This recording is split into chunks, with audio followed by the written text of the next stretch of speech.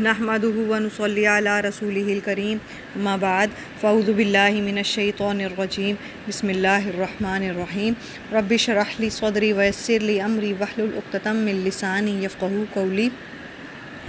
آج ہم تیسرے سپارے کا 70واں رکوع آخری رکوع ہم تلاوت کرتے ہیں، آیت نمبر 81۔ وَإِذْ أَخَذَ اللَّهُ مِيثَاقَ النَّبِيِّينَ،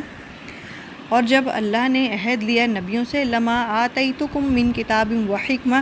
جو کچھ میں تمہیں دوں گا کتاب اور حکمت سے، ثم جاءکم رسول مصدق لما معکم، پھر آئے تمہارے پاس رسول تو اس کی تصدیق کرتا ہوا،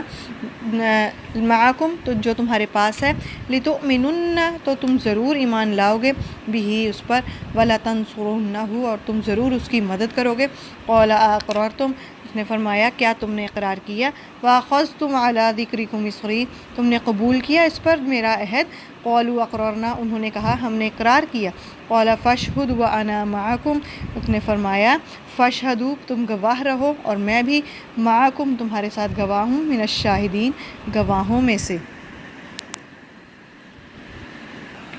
اللہ تعالیٰ نے آدم علیہ السلام سے لے کر حضرت عیسیٰ علیہ السلام تک ہر نبی سے یہ وعدہ عہد لیا کہ جب بھی کوئی نیا رسول آئے گا، گزشتہ انبیاء کی تصدیق کر رہا ہوگا، جو گزرے ہوئے انبیاء ہوں گے ان کی تصدیق کر رہا ہوگا، تو گزشتہ نبی اور اس کے پیروکاروں پر، اس کے ماننے والوں پر یہ لازم ہوگا کہ وہ نئے آنے والے نبی پر ایمان لائیں اور اس کی مدد کریں۔ چنانچہ تمام انبیاء نے اس چیز کا اقرار کیا اور اس اقرار کے گواہ بنے، اور اللہ نے بھی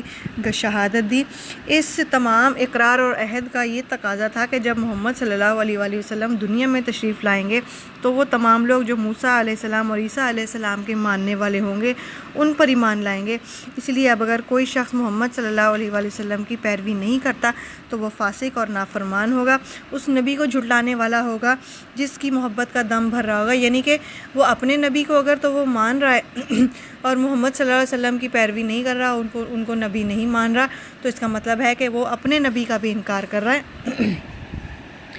علی بن ابی طالب اور ابن عباس رضی اللہ تعالیٰ عنہ سے روایت ہے کہ اللہ نے جب بھی کسی نبی کو مبعوث کیا اور اس سے عہد لیا، اگر اللہ نے اس کی زندگی میں محمد صلی اللہ علیہ وآلہ وسلم کو بھیجا تو وہ محمد صلی اللہ علیہ وآلہ وسلم پر ایمان لائے گا اور ان کی مدد کرے گا۔ ہر نبی کو بھی یہ حکم دیا وہ اپنی امت سے اس بات کا عہد لے، اور اگر محمد صلی اللہ علیہ وآلہ وسلم ان کی زندگی میں مبعوث ہوئے اور وہ لوگ زندہ رہے تو ان پر ایمان لائیں گے اور ان کی مدد ضرور کریں گے۔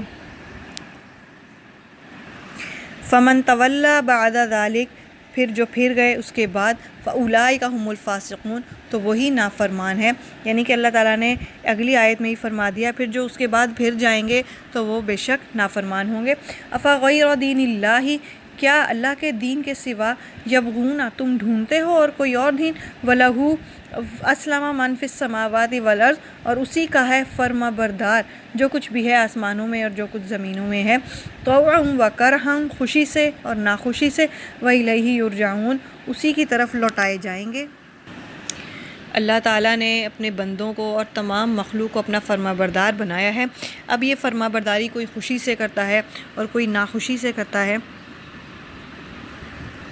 مومن دل و جان سے اللہ کی عبادت کرتا ہے اور کافر اللہ کے قہر و جبروت کے نیچے آ کر ان کی پیروی کرنے پر مجبور ہوتا ہے۔ اس آیت میں اللہ تعالیٰ فرماتے ہیں کہ کیا وہ لوگ اللہ کے دین کے علاوہ کوئی دوسرا دین چاہتے ہیں، حالانکہ آسمان و زمین اور ساری کائنات اسی کے سامنے جھک رہی ہے، وہ یہ سب کچھ دیکھتے ہوئے بھی انجان بن رہے ہیں اور نافرمان بن رہے ہیں، تو یہ وہ اپنے لیے نقصان اٹھا رہے ہیں، اس میں اللہ کا کوئی بھی فائدہ اور نقصان ہرگز نہیں ہے۔ قل کہہ دیجئے آمنا باللہ ہم ایمان لائے اللہ پر، وما انزل علینا اور جو نازل کیا گیا ہے ہم پر، وما انزل علی ابراہیم اور جو نازل کیا گیا تھا ابراہیم علیہ السلام پر، و اسماعیل و اسحاق و یعقوب والاسباط وما اوتی موسیٰ و عیسیٰ والنبیون من ربہم اور جو اسماعیل علیہ السلام پر اور اسحاق علیہ السلام پر اور یعقوب علیہ السلام اور ان کی اولاد پر، اور جو دیا گیا موسیٰ اور عیسیٰ علیہ السلام اور نبیوں کو ان کے رب کی طرف سے، لا نفرق بین احد منہم کہ ہم فرق نہیں کرتے ان میں سے کسی ایک کے درمیان میں بھی، وَنَحْنُ لَهُ مُسْلِمُونَ اور ہم اسی کے فرما بردار ہیں۔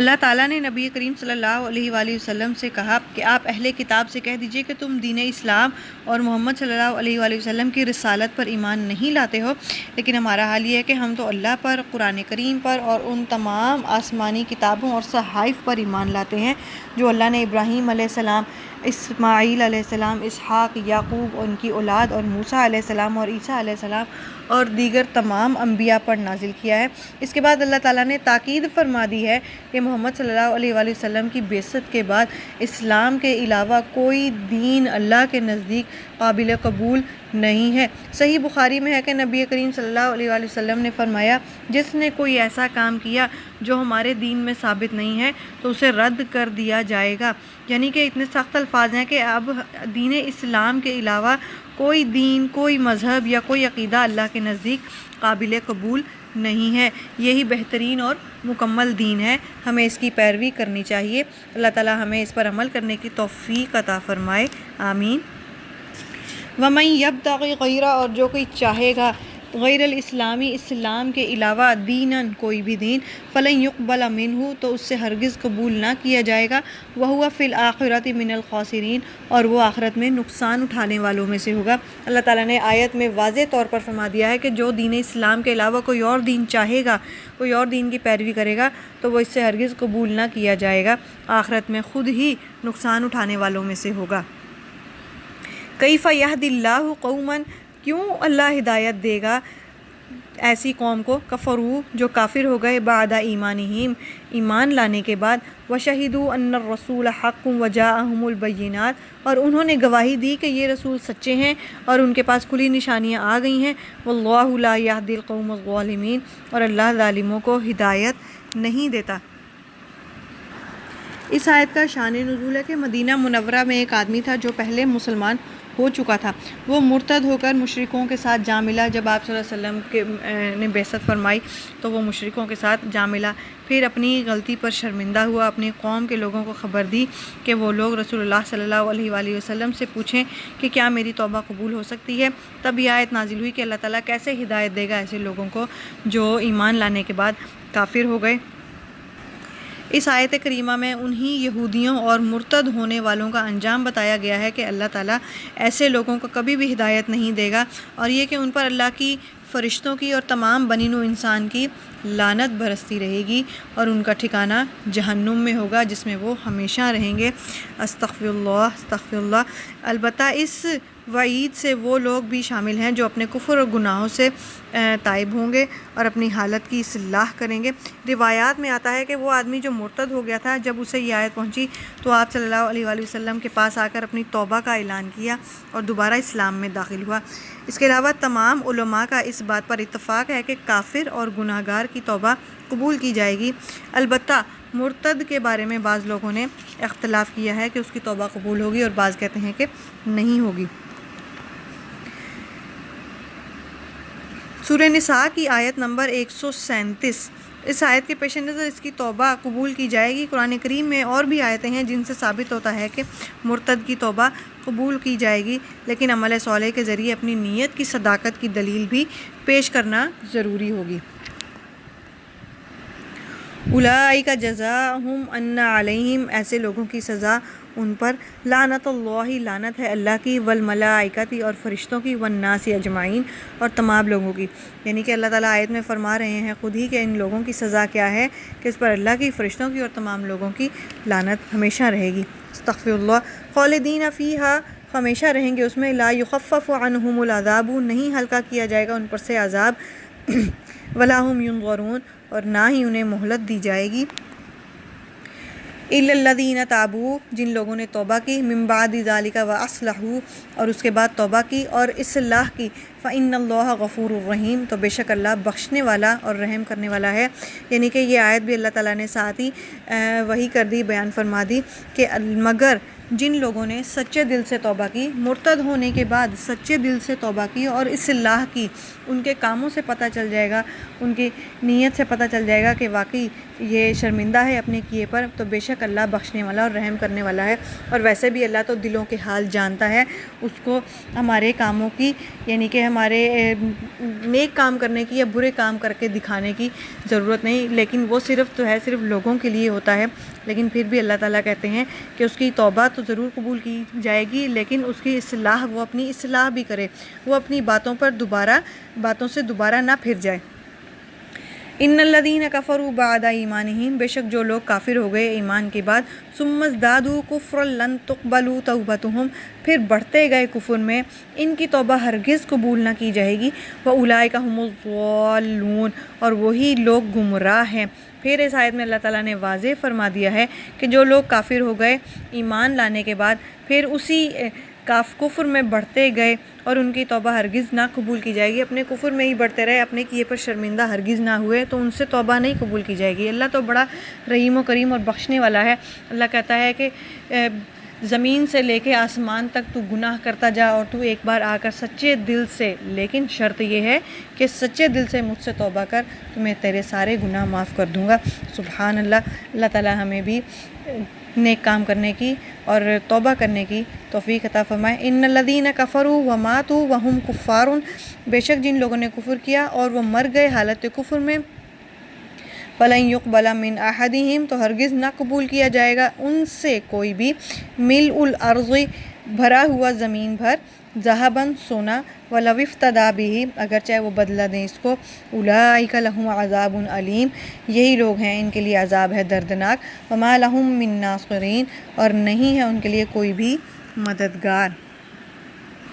یہاں پہ اللہ تعالیٰ فرما رہے ہیں واضح الفاظ میں کہ قیامت کے دن انسان اپنے اعمال کے ساتھ اٹھایا جائے گا۔ اس دن اگر کوئی شخص زمین کے وزن کے برابر یا زمین بھر سونا بھی اپنی سفارش کے لیے دے دے گا تو بھی اس کے کام ہرگز نہیں آئے گا۔ مسند احمد میں انس بن مالک رضی اللہ تعالی عنہ سے مروی ہے کہ نبی کریم صلی اللہ علیہ وآلہ وسلم نے فرمایا قیامت کے دن ایک جہنمی سے پوچھا جائے گا کہ اگر تم زمین کی ہر چیز کے مالک ہوتے تو کیا اسے دے کر اپنی جان چھڑانا چاہتے؟ وہ کہے گا ہاں ضرور۔ تو اللہ کہے گا کہ میں نے تو تم سے اس سے آسان چیز مانگی تھی، آسان چیز چاہی تھی، میں نے تم سے جب تم اپنی باپ آدم کی پیٹھ میں تھے یہ عہد لیا تھا کہ تم میرے ساتھ شرک نہ کرو گے، تو تم نے انکار کر دیا، تو اب تمہارا یہ بدلہ کسی کام کا نہیں ہوگا۔ ایک اور حدیث میں ہے، صحیح مسلم میں ہے کہ رسول اللہ صلی اللہ علیہ وآلہ وسلم عبداللہ بن جدعان کے بارے میں پوچھا گیا کہ جو مہمانوں کو کھانا کھلایا کرتا تھا، قیدیوں کو چھڑاتا تھا اور مسکینوں کو کھانا دیتا تھا، کیا یہ نیکیاں اس کے کام آئیں گی؟ تو آپ صلی اللہ علیہ وسلم نے فرمایا کہ نہیں، اس لیے کہ اس نے پوری زندگی میں ایک دن بھی یہ نہیں کہا کہ اے میرے رب قیامت کے دن میرے گناہوں کو معاف کر دینا۔ یعنی کہ عبداللہ بن جدعان جو بہت نیک کام کیا کرتا تھا، مہمانوں کو کھانا بھی کھلایا کرتا تھا، قیدیوں کو چھڑایا بھی کرتا تھا، مسکینوں کو بھی کھانا دیا کرتا تھا، یہ نیکیاں اس کے کام آ جائیں گی؟ آپ صلی اللہ علیہ وسلم فرماتے ہیں کہ نہیں، کیونکہ اس نے اپنی پوری زندگی میں ایک دن بھی یہ نہیں کہا اے میرے رب قیامت کے دن میرے گناہوں کو معاف کر دینا۔ یعنی کہ ہمیں اپنی اصلاح کے ساتھ ساتھ، اپنے نیک کام کرنے کے ساتھ ساتھ یہ دعا بھی مانگنی چاہیے کہ میرے سے جو کوئی گناہ سرزد ہو جاتا ہے دن بھر میں یا میری زندگی میں، تو مجھے میرے ان گناہوں کو قیامت کے دن ضرور معاف کر دینا، تو ضرور اپنی رحمت کر دینا۔ اب اس آیت میں یہ بھی اللہ تعالیٰ فرماتے ہیں کہ جو لوگ کفر میں ہی مر گئے کہ انہوں نے اپنی توبہ ہرگز نہیں کی، اس طرف خیال ہی نہیں آیا، یا کسی ضد میں جو ہے انہوں نے اپنی نہیں توبہ کی اور وہ یوں ہی مر گئے، تو ان سے کسی بھی قسم کی سفارش قبول نہیں کی جائے گی، چاہے وہ زمین کے جتنا زمین بھر سونا بھی مجھے لا کر دے دیں، ہرگز سفارش قبول نہ کی جائے گی۔ اللہ تعالیٰ ہمیں اپنے ایمان پر قائم رکھے اور ہمیں بخشش طلب کرنے کی توفیق عطا کرے، اور ہم اپنی بخشش طلب کرتے رہیں اور نیک کام کرتے رہیں۔ یہاں پہ تیسرے سپارے کا آخری رکوع یعنی کہ تیسرا سپارہ الحمدللہ مکمل ہوا۔ وآخر دعوانا ان الحمدللہ رب العالمین۔